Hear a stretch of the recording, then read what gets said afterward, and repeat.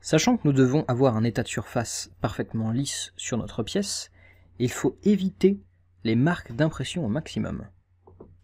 Les principales marques sur les impressions 3D peuvent venir des défauts de température, un peu trop élevés ou un peu trop basses, des vitesses de rétractation parfois mal ajustées.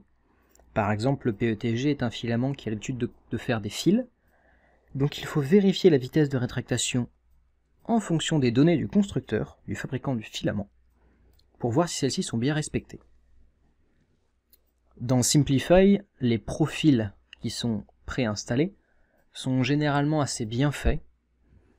Il faut savoir que pour un filament PETG ou tout autre type de filament classique, la vitesse de rétractation va se situer entre 1200 et 6000 mm par minute.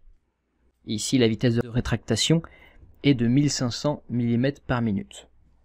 Il faut faire attention cependant à ne pas mettre une vitesse de rétractation trop élevée, car elle pourrait entraîner des complications à l'intérieur de la buse de l'imprimante 3D.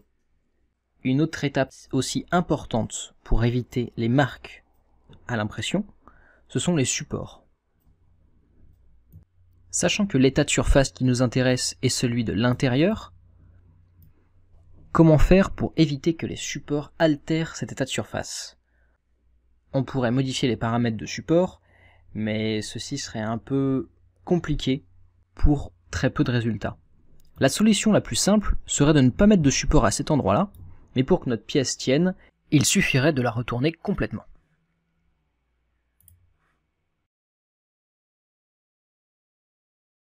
Une fois notre pièce dans ce sens-là, il suffit simplement d'ajouter des supports qui viendront se placer tout autour de notre pièce, mais pas à l'intérieur, gardant ainsi un état de surface le plus lisse possible.